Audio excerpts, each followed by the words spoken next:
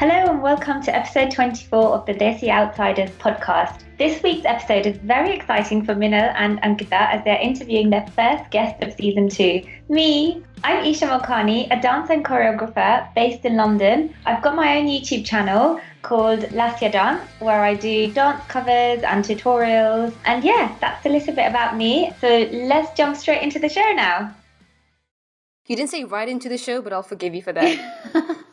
Sorry, That's okay. I'm just kidding. Okay. So I just want to start the show by telling our listeners a little bit about Meenal and Esha's history. So Meenal and Esha have known each other from the time they were practically kids. They pretty much grew up together. And Esha, I've heard that Esha used to dance from the time she was a very young kid, and Meenal used to go over to her house and be her dancing partner, which is an interesting story. I wasn't her dancing partner, Ankita. She used to teach me. I really want to get into that. I want to know how horrible Meenal was as a dancer. I have a great story coming up. Right. So this was just a little bit so that people know that Meenal and Esha have known each other and they grew up in Gibraltar together. But Esha, we are so happy to have you. Welcome to the show. And could you tell our listeners a little bit about yourself? Yeah, sure. Thank you. Very excited to be here with you both. So I'm like Minal. I'm from Gibraltar. I grew up there and then been dancing for a long time, probably since I was 13, 14, something like that. Right. And then, I came here for university to London and I've just stayed on, started working here. Now I'm based here. Dance has always been a massive passion of mine. I've been lucky and had the opportunity to learn Bharatanatyam, which is a big foundation for me for everything I do in dance. And I've learned that at the Bhavan under my guru, Prakash Yadagode. And yes, that's a big influence in my Bollywood dance as well. So, that's a little bit about me and my dance and my passion. So Esha, I'm gonna start with the questions because I know where to start. But so Esha, I knew you from a very young age, as Ankita mentioned. Now there's not a big age gap, but there's a slight age gap between us. So when you started dancing, as you said, at the age of 13, I was still quite young. But what I do remember is you performing in, I'm not sure in which venues, but you were performing in some occasions and some events in the variety shows. And just for our listeners, the variety show is a show where the Hindu community in Gibraltar would get together and just to have a feeling of that we're, all Desi people, and they just wanted to have a community of people just dancing and putting on a show for everyone. So Esha would always dance there and I would just sit there and watch her like a fat kid because I didn't know how to dance. You were not fat. Oh my God, Esha, I was fat. No, you were. Meenal actually makes a lot of fat jokes about herself because she thinks she was a chubby kid growing up. She really wasn't. I think it's in her head. She's making this up. Thanks, Esha. So, Esha, I know that, I'm from Gibraltar as well, so I know that it's a tiny country. It's very small. And of course, we're not exposed to the Desi culture as much as maybe someone in the UK would be. And of course, anything that we do pick up, whether it's Bollywood or even the languages we speak at home, is usually from home, within home itself. So when you were in Gibraltar, what sparked your hobbies and what sparked your passion to start dancing, especially in Gibraltar? That's why I'm asking, because Gibraltar is so small. Yeah. So I think, to be honest, the variety shows were obviously a big thing, like you said. They were just community shows, effectively, and they gave us an opportunity to perform and to kind of build that interest in Desi culture as such, through the plays, through the dances and all of that. And to be honest, I also had seen there was a girl who had come from Malaga, and she had done some Indian classical dancing. And I remember clearly when I was 13 or 14, she had come to the temple and she had done a performance. And that's when I first saw what Indian classical dance was. And I just fell in love literally from that day onwards. I was like, wow, this is just beautiful. So that kind of sparked my interest in Indian classical dance. With Bollywood, I'd definitely say the variety shows had a big influence. And it was a lot of fun because it's the time where you get kind of do it with your friends and it's an after school activity and rehearsals and all of that. And then it's just one show after the other. And some of my very close friends also used to dance with me. So I just used to love it. And that's kind of what sparked the interest initially. Ankita, do you want to hear the funny story now? Yep. I've been waiting for that. I was like, when can I Isha, ask about it? I'm pretty sure you don't remember this because obviously at that age you probably had a lot more important things going on in your life than me as a fan. You are not a fat kid if that's what you're going to say again. So Isha, do you remember Cornwall Lane?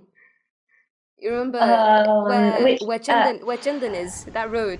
Yes. So I remember, Ankita, there was one day my mom forced me to dance in this variety show, right? Right. And I really didn't want to do it. Okay. I was like, can I just go play basketball instead? Like, I really didn't want to do it. And my mom was like, no, Meenal, you should go. Isha's going to teach you and Isha's friends are going to be there. So I was like, okay, fine. And in the dance, Isha, I had to wear a lenga.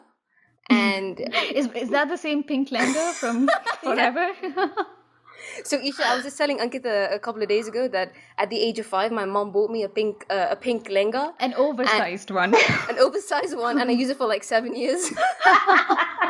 So well, you got your money's worth at least. True, yeah. So I was wearing that the same pink lenga. Oh wow! And my mom made me go to rehearsals in that lenga, and everyone else was in shorts and t-shirt. I was standing on the road in my lenga, like so scared. Just wanted you to get comfortable so you don't trip over on the day. And then I saw Isha coming around the corner. Yeah. And I'm like, oh shit, she's judging me. And then honestly, if I were Isha, I would have just felt sorry for you. No, but that's what Isha did. I actually remember Isha saying like, Meenal, just come with me. We'll walk together. And then, yeah, so we were dancing at this like yoga center, and I'm pretty sure Isha got quite angry with me when I couldn't get the moves right, but we'll leave that for another time. I do not remember any of this, gosh. But you need to send me pictures of this pink thing later on. It might jog my memory. So, Ankita, go ahead. Isha, I wanted to ask you that, there are so many things there are so many components that go into what you do, like your dance. It's not just about, choreography and dancing, which is what you're basically passionate about, but you also pick out these beautiful costumes and you record a video, you edit it, you upload it. And I understand that you're doing all this with a full-time job. So how do you manage it all? How do you find the time to do all of this? Very good question. I'm not going to lie, it's tough. It's very, very tough. And I'm just trying to like juggle kind of, both my career and my passion. It's been difficult, and I feel like I'm slowly kind of trying to find a balance that I'm happy with. Can you just tell our listeners what you do for a living? Yeah. Oh, I can, yeah. So I'm a chartered accountant, and I work in You're finance. A chartered accountant. Yeah. Oh my God, Isha, my respect for you is a perfect job description for Shadi.com. That's how Isha got married. You have no idea how much I respect you for doing both that and your, beautiful dance YouTube channel that you have. Yeah, but like we were saying, how do you do it all? I did struggle initially quite a bit with kind of like balancing everything, but I think it's all about, I guess, prioritizing and juggling, and dance is something I'm really, really passionate about, so I don't see it as a chore, if that makes sense. So I've got my full-time job, and then weekends and evenings I basically choreograph the dances, and then I try and usually record on the weekends, and then during the week in the evenings I'll try and do my editing and try and upload and do the stuff on social media. So how often do you post post on social media? It doesn't necessarily have to be a YouTube video, but do you just post an Instagram photo, in case you're not uploading that week? How do you manage your social media?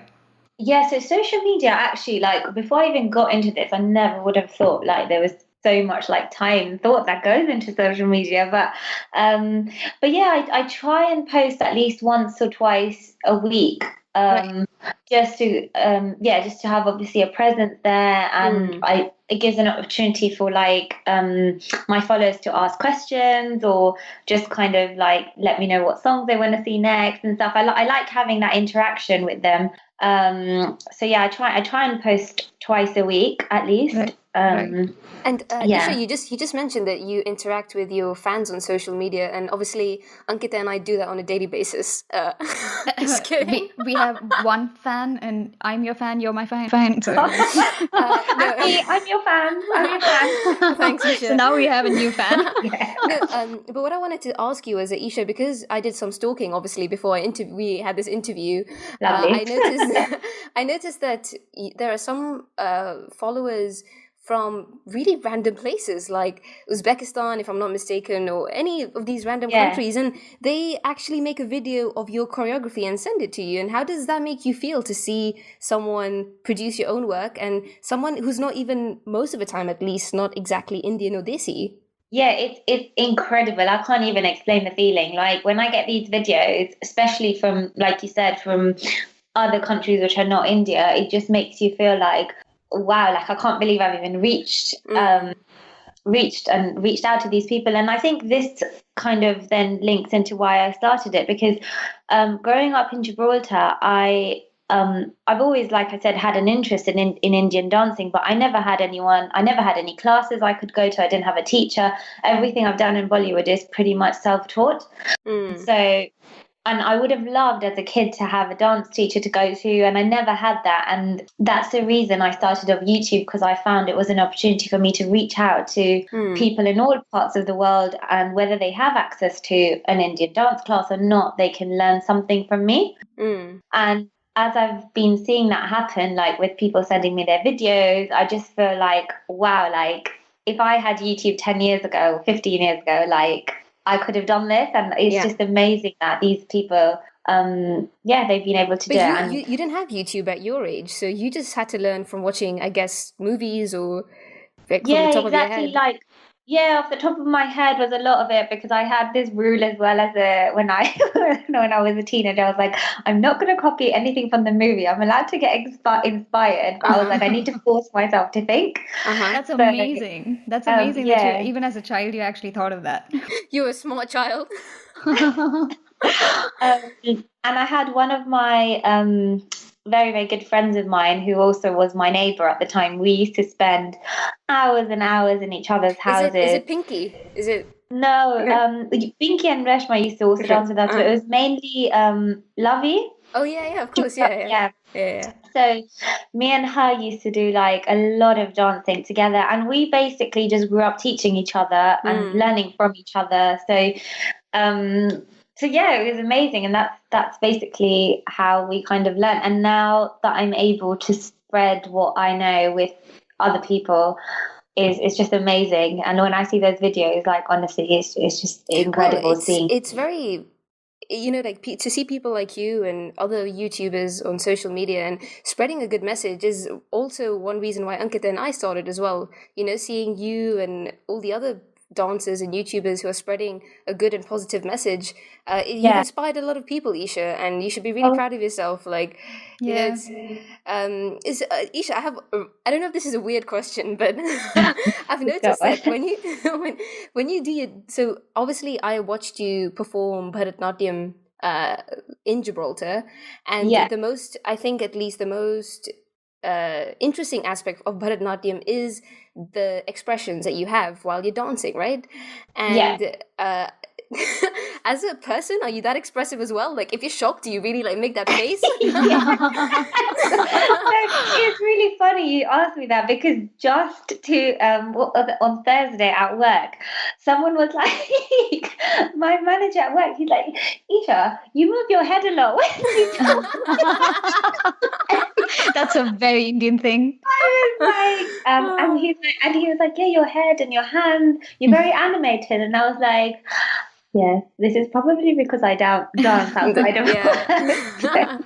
That's the Bollywood influence. No, I am. It's just kind of built in. It's in my blood. I move my head, I move my hands, I don't. You're like, okay. And Esha, I was watching one of your videos recently, and I noticed that some you probably shoot in your own home, but there was this other video that I saw where you were shooting in a studio. And is that like a dance studio? Is that a yoga studio or a gym? Because I wanted to know, in case there's someone else who's aspiring to become like a dance choreography YouTuber like you, do you rent out that space, or how do you get to, perform in an isolated space like that? So most of my videos actually up until recently were just filmed in my house. Right. I've got gym. I'm part of a gym just right next to my house, and luckily they just allow me to use their studio, so I don't actually pay for it or anything. Oh, okay. But yeah, a lot of the stuff I initially started was definitely at home. And if you've got a space at home, like you can use that. Like you can have a dance studio wherever you want. My bathroom's my dance studio, my shower. Exactly. You need to start somewhere, right? So Esha, actually, I wanted to ask you, what made you pick up a camera and record yourself for your first YouTube video? My husband. Wow. Yeah. I think so I had a video actually from I performed at my wedding. I did a surprise dance for my husband, Oribia, which is on my YouTube channel as well. I've seen that one. And yeah, so I was like literally hesitating so much. I was like, I think I can't even remember who suggested it. Like, oh, you should put it up. And I was like, no, who's going to watch me? Like, what's the big deal? It's just a dance. Like, no one's going to watch me. And then I got the video from the videographer. And then my husband was like, upload it. And I was like, fine, okay, I'll just create a channel and I'll upload it. But I don't think much is going to happen anyway. So I kind of put that up. And then it had a few views and all of that. And then 3 or 4 months later, my husband was like, why don't you do tutorials or something? Like, people do tutorials in beauty and this, that, the other. Like, why don't you do something with dance? And I was like, why is anyone going to want to learn from me and this, that, that? And then he's like, oh, look, do it. You're not going to lose anything from it, isn't it? Just try one and see how it goes. So I tried it, and honestly, it was the most nerve-wracking thing I have ever done. Well, actually, Esha, it's interesting because like you and Ankita literally have the same story. Except for Ankita, pretty much. Ankita did it on her blog and you're doing it on YouTube.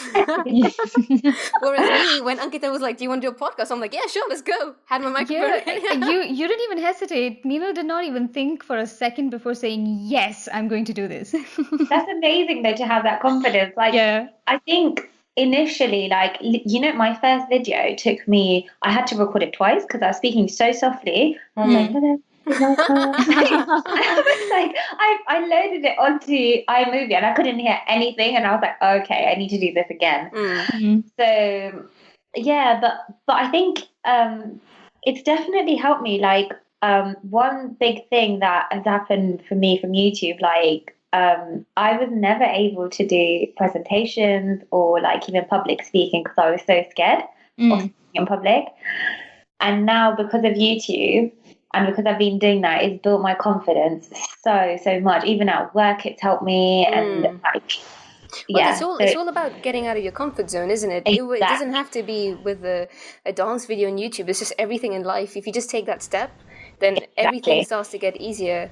And Esha, I wanted to ask you, because you mentioned that you started off this YouTube channel through your husband's push, and he prompted you to do all of this. So when you started, I'm sure you didn't have an idea of branding yourself, or I'm pretty sure you just said, okay, I'll put myself out there and we'll see what happens. But now that you come quite far in your YouTube channel, have you started focusing on your branding as a dancer, or do you still just do it as a hobby and just go with the flow? No.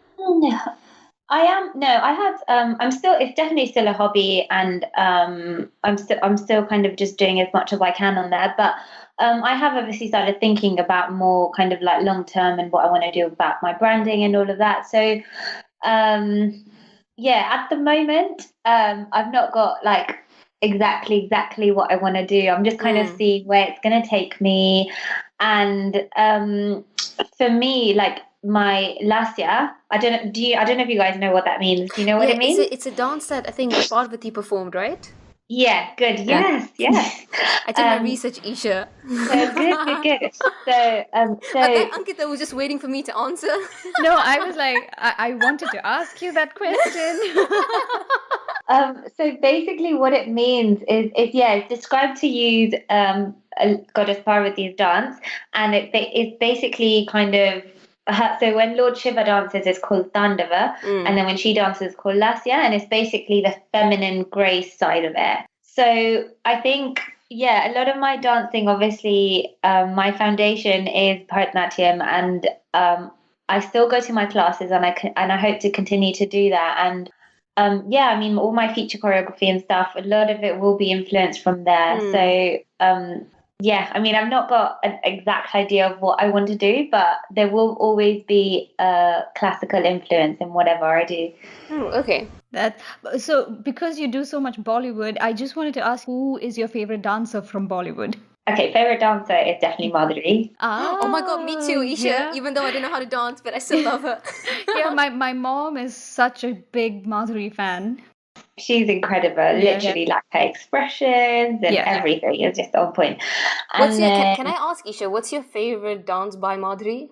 Oh gosh, like I don't even think I've got a favorite. I love just watching her and all her songs. I love Gagra as well. Oh my god, I was gonna say Gagra, but then Gagra is such a good one. Esha, you'd be proud of me. I actually danced to that song 2 years ago at university. Really? Yeah. Amazing. Oh, wow. Does anyone have a video of that? Were you wearing the pink lenga? Oh, I was wearing a red one. It was quite similar to the one I had 20 years ago. Oh, wow. I can't wait to get my hands on the video of that song if someone took a video of you dancing. No, actually, we did Ghagara, and so it was a performance with 3 songs, and the first one was Chitti Kalaiya, and the second one was Yaar Na Mile, and you know Yaar Na Mile is quite like a sexy sort of dance, and I was so uncomfortable, and I was like, don't show my mommy that I'm doing this. But you know, when I was done doing that song, I actually slipped. Wow. And, wow, and then straight after we had to do the Ghagra dance. But I really enjoyed it. I just loved just performing on stage, even though I was really bad. But I think that when you're dancing, it just, at least for me, it just fun.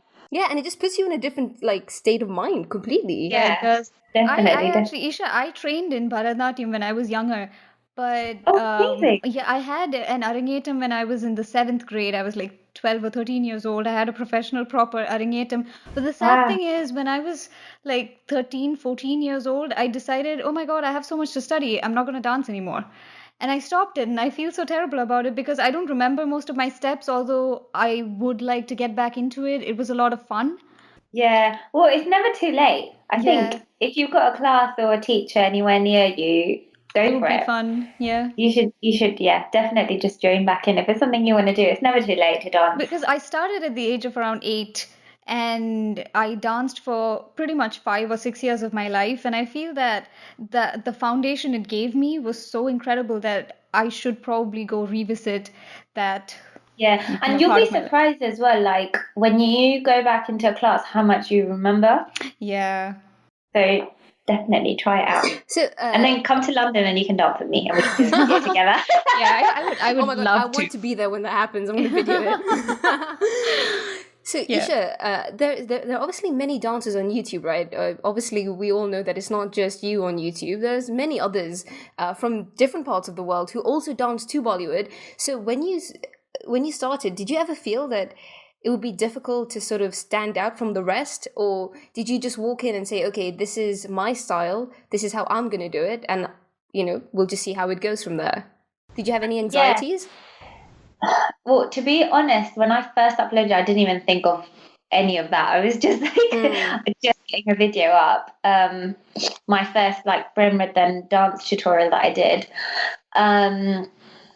So the thing is with Bollywood dancing is it's not, so like Bharatanatyam, Kathak, they've all got certain rules. They've got their own style. They are a certain style. Bollywood is not really a style as such, if that makes sense. So if you look at all the dancers on YouTube, everyone's got their own take on Bollywood. So there are people who are trained in more hip hop styles, so their dancing will come across more kind of urban.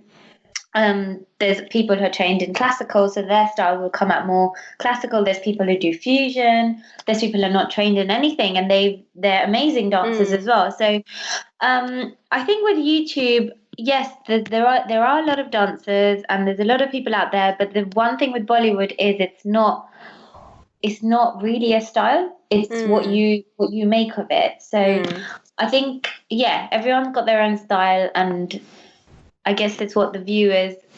I mean, everyone will have their own fan base, and so yeah. So, Esha, I just wanted to ask you, it's a really, again, just random thought that just popped in my head. What do you think of Salman Khan's dancing? Oh my God. I really want to know, because Esha actually knows about dance, and I just want her opinion in case I feel like I'm a bit judgmental. Okay, so, every time someone mentions Salman Khan, you know what move comes into my head? The baby ko bhi pasand hai. Is it The that one? bung. No. So I think it's from. Was he in Mujhse Shaadi Karoge? I think it was. Yeah, It was yeah, the yeah. towel move. The With towel Priyanka. move where he's on the beach. Do you know which one I'm saying? Yeah. I don't. What are you talking about? I'll send you the link later if you don't know what I'm talking about. So no, but Esha, do not deviate from my question. My question. What do I think yeah. it is? He's all right. I mean, he's not he's not Hrithik Roshan. Yeah. Wow, you're so diplomatic, Esha. He's I not know, a I have to be right. Yeah, you have to. So many people are listening to. separately after this. Okay, Esha, you know where to find me. I just hope that with this entire interview, we've not made Esha feel like, she's sitting on the hot seat and we're asking her too many questions. No. I'm really enjoying this. It's fine. So to make things easy for you, I think we've come to our last question. Okay, Esha? Yeah. Now, imagine there's this little girl who wants to become you when she grows up. And it doesn't necessarily have to do with just dance. If it's like painting or writing, she wants to become someone like you. What advice would you give to someone like her to, follow her passion and become you? I definitely say, as a child, you need to obviously work hard. Focus on your studies, and that's all very important. And it's good to have extracurricular activities, which is what I had growing up. Yep. And also, like, when it comes to exams and all of that, like, it will be difficult to balance things out, like carry on with dancing, carry on with exams, or art or whatever they're doing. But the important thing is to just try and find a balance between both, and both are equally important. And when you're older and you're old enough to make a decision with what direction you want to go, at least you've kind of had them both, because coming from our Asian background as well, education is very, very important, and a career in the arts is still frowned upon, unfortunately. So, Esha, now that you mentioned that, you mentioned that most Asian families and parents, they would want their kids to be doctors, accountants, engineers. So when you say to them, I want to be a dancer, obviously it won't be as easy to do that. So when you came into this a bit later, you came into this as a married woman, and you started dancing as a part-time thing, but were your parents supportive about it from day one? So my parents have always been very supportive of dance, but as a hobby. Which is why, and to be honest, like they've been very encouraging with dance as a hobby, and they've always supported me and everything. But they've always said you can do whatever you want with dance, but you need to have a solid education background. And they've always emphasized the importance of education to me, which is great, because at least I'm old enough now and I've got both options. Got my chartered accountancy qualification, and I've maintained my dance on the side. So now it's up to me really to make the decision as an adult as to how I want to balance them both, right? But this is exactly why I love the fact that we got to interview you, because there are so many kids growing up in India, so many millennials out there who think that it has to be black and white. No, I can only follow a passion, or I can only take up an engineering job. But you're clearly doing both, and you're doing it well. And I think it's possible, and it's difficult, but I think you just need to focus on what you want to do. And yes, time management is very important. So there's one thing I know, I've had a couple of younger girls email me, and they're like, oh, my mom's told me to stop dancing because I've got exams and I want to carry on, and what can I do? So what I do tell them is, say you're going to commit to like 3 hours of revision, and as a treat you're going to have an hour of dance class or an hour of choreography. And that's what I used to do as well. Like I used to I was big geek as a child as well. So I used to basically make Really?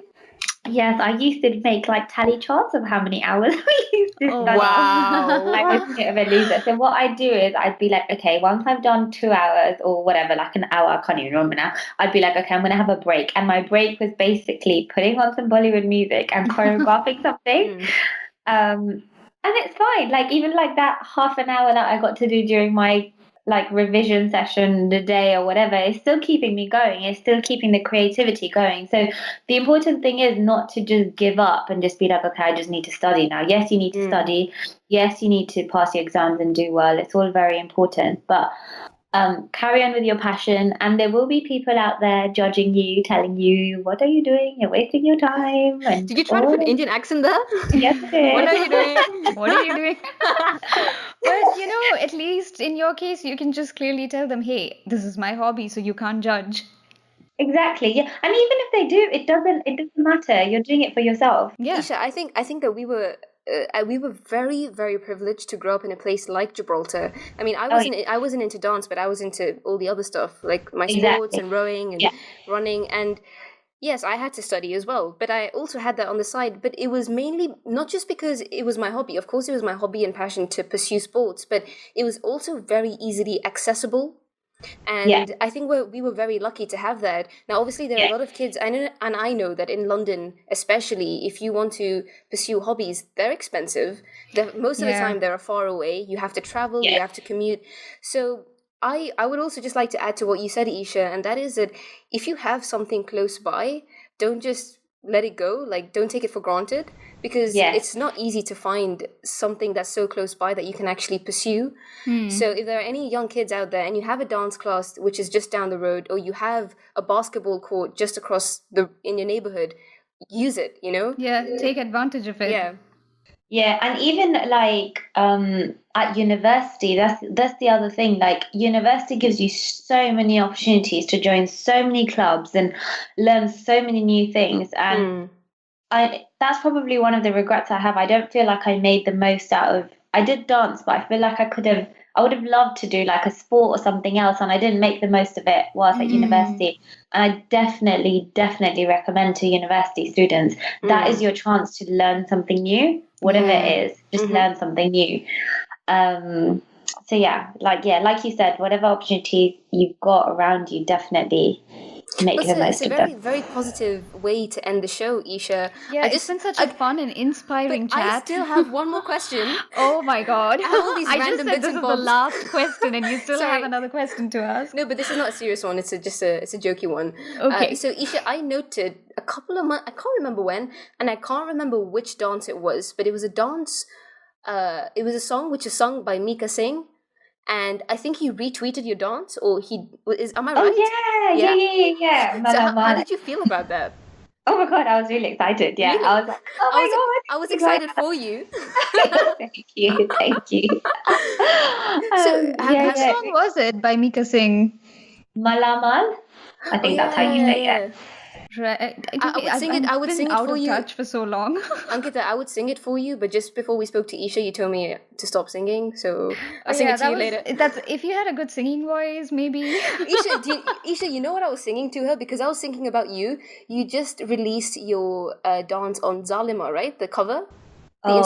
So I was just humming it, and Ankita was like, "Can you shut up?" Because I was literally just finding questions to ask you, and she was singing. I said, "No, it's okay. You keep going." Like I said, there will be people judging you. It doesn't matter. If you're gonna sing, you sing. Thank you. In your pink lehenga. Wow. So this was a very, very inspirational, positive, happy chat, and especially for little girls and boys out there who I feel have a tendency to look at things in black and white and say, okay, I can only pursue my passion or my job. I think this is so great for them to listen to this episode and see how you're doing both. And thank you so much for taking your time to talk to us. No, thank you for having me on the show. And it's been really fun. It's quite funny how we haven't spoken in a long time, but the podcast was an excuse to catch up. So I know it's been ages, hasn't it? Yeah, it's been a long time, but we're very glad that you came on, and thank you for your time. So for all our listeners, we will have all of Esha's social media channels on our show notes, and you can always follow her and find her on YouTube as well. So until next week, I'm Meenal. And I'm Ankita. Isha, say I'm Isha. I'm Esha. And Ankita and I are the Desi Outsiders. Okay, we're gonna have to redo that, but we can do that after we cut the call. That's okay. Oh. Thanks a lot, Isha. Have a lovely evening. Oh, thank you. You Okay, too. take care then. Bye. Bye. Bye. So that was it for this week, and we hope you enjoyed our little chat with Esha. You can find her on social media at Lasya_Esha, and that is LASYA_ESHA. And hey, don't forget to subscribe to our show. So until next week, I'm Ankita, And I'm Meenal. and we are the Desi Outsiders.